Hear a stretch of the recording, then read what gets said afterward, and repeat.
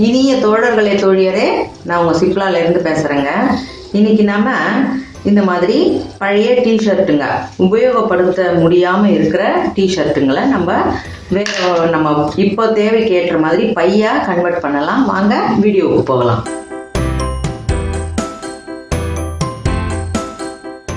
நம்ம யாருக்காவது கொடுக்கறதா இருந்தால் கூட கொஞ்சம் ஓரளவுக்கு நல்லா இருந்தால் தான் பொருளை கொடுப்போம் இல்லைங்களா? ரொம்பவே நல்லா இல்லாத இது மாதிரி நிறைய ஓட்டைகள் விழுந்துருந்தா நம்ம அதை தானம் செய்யறது கூட தயங்குவோம். அதனால அந்த மாதிரி இருக்கிற பொருட்களை நாம் எப்படியாவது வேறொரு உபயோகம் பண்ணிக்கலாம். இப்போ இந்த டிஷர்ட்டை இந்த மாதிரி நிறைய பொத்தல் இருக்குது, உபயோகப்படுத்த முடியல அப்படின்னு நினச்சிங்கன்னா, நான் ஒரு சின்னதாக இப்போ காலகட்டத்துக்கு ஏற்ற மாதிரி, அதாவது கைப்பைகள், துணி கைப்பைகள், நீங்கள் இதுலேயே கொஞ்சம் ரொம்பவே அழகான டிசைன் இருக்கிற டிஷர்ட்டாக இருந்தால் ரொம்ப எளிமையாக அதை பயன்படுத்த முடியும். நான் உங்களுக்கு அதுக்கான வழிமுறை சொல்கிறேன் பாருங்கள். இப்போ அந்த டிஷர்ட்டை நீங்கள் சம அளவில் போட்டுக்கோங்க. போட்டுட்டு இப்படி இந்த ரெண்டு பாகமும் ஒன்றா, அந்த ரெண்டு கையும் ஒன்றா இருக்கிற மாதிரி போட்டுக்கோங்க.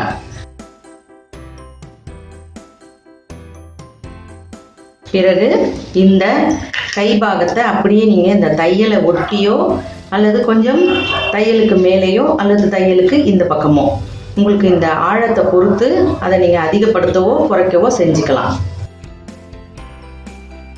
தனித்தனியாக கூட ஒன்றொன்னாவும் வெட்டலாம், ஒன்றும் தவறு இல்லை.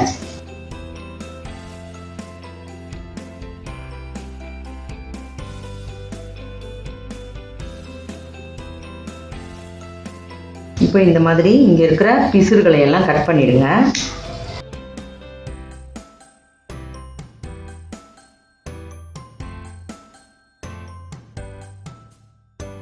இப்போ இந்த கை பாகத்தை நம்ம முடிச்சிட்டோம். கழுத்து பாகம் இது ரெண்டையும் நீங்கள் ஷோல்டரை ஒன்றா போட்டுக்கிட்டு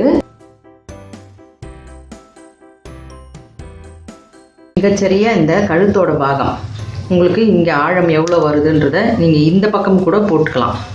அதனால் உங்களுக்கு இந்த அளவு தெரியும். அந்த பக்கம்தான் நம்ம வெளிப்பக்கமாக போட்டு முதுகு பக்கம்தான் போட்டோம்னாலும் நமக்கு வெட்டலாம்.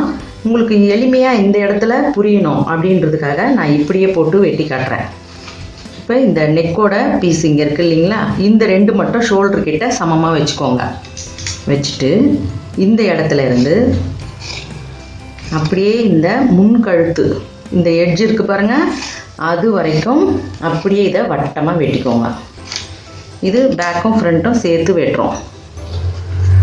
ஓகேவா? இப்போ இப்படி வெட்டின பிறகு இதை அப்படியே நடுபாகமாக, கீழ்பாகத்தை நடுபாகமாக பிடிங்க. நடுபாகமாக பிடிச்சி இந்த ரெண்டு சைடையும் ஒன்றா ஜாயின் பண்ணுற மாதிரி வச்சுக்கிட்டு ஒரு குறிப்பிட்ட அளவுக்கு நம்ம அந்த முடிச்சு போட போகிறோம். அதுக்காக குறிப்பிட்ட அளவு வெட்டுங்க.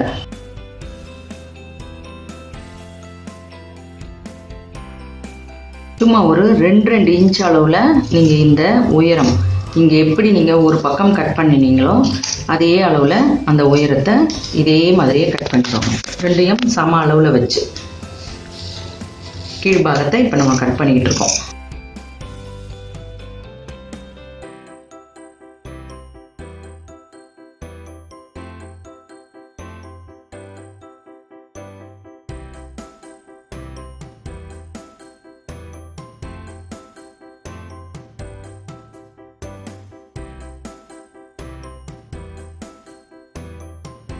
எல்லாமே நம்ம சம அளவில் கட் பண்ணியிருக்கோம். இப்போ இந்த இடத்த தான் நீங்கள் அப்படியே முடிச்சு போடுறீங்க. ஒன்றோட ஒன்று அப்படியே டபுளாக முடிச்சு போட்டு விடுங்க. அதுக்கு தான் கொஞ்சம் லென்த்தாக நம்ம கட் பண்ணினது.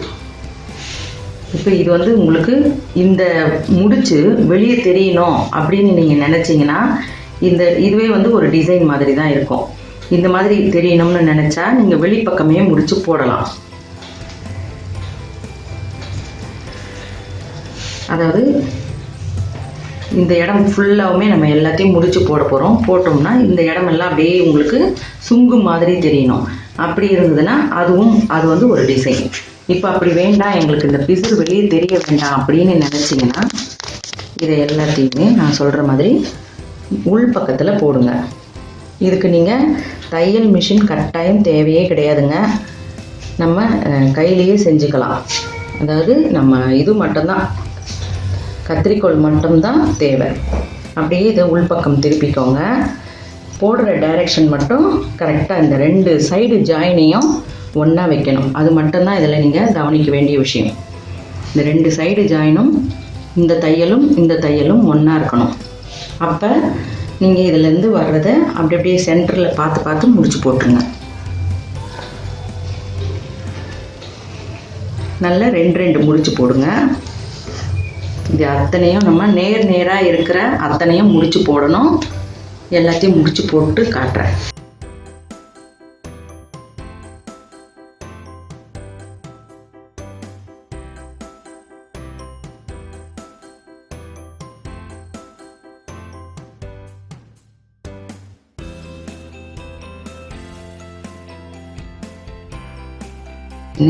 நேராக இருக்கிறது மட்டும்தான் முடிச்சு போடணும். அது மிஸ் ஆகக்கூடாதுன்றதுக்காக தான் நம்ம இந்த சைட் ஜாயினை கரெக்டான இடமா ப்ளேஸ் பண்ணி அங்கேருந்து தான் நம்ம முடிச்சு போடுறோம்.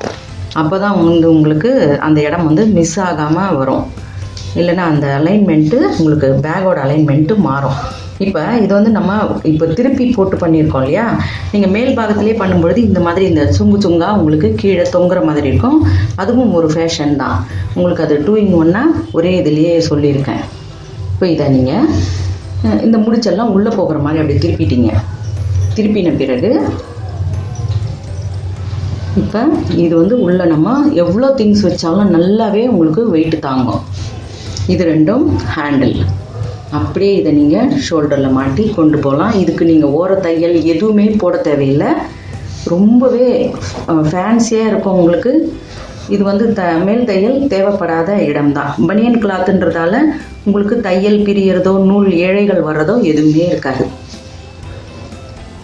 இந்த இடமும் நம்ம முடிச்சு போடுறதால நல்ல ஒரு ஸ்ட்ராங்கான, நீங்கள் எவ்வளோ வெயிட் வச்சாலும் தாங்குற மாதிரி இருக்கும். நீங்கள் ஷோல்டர்லேயும் இதை வேர் பண்ண முடியும். பார்த்தீங்களா? பிடிச்சிருந்தா எனக்கு லைக் கொடுங்க, கமெண்ட் கொடுங்க, ஷேர் பண்ணி சப்ஸ்கிரைப் பண்ணுங்கள். பெல் ஐக்கான் அழுத்துனீங்கன்னா நான் போடுற வீடியோஸ் உங்களுக்கு தொடர்ச்சியாக கிடைக்கும். மிக்க நன்றி. வணக்கம்.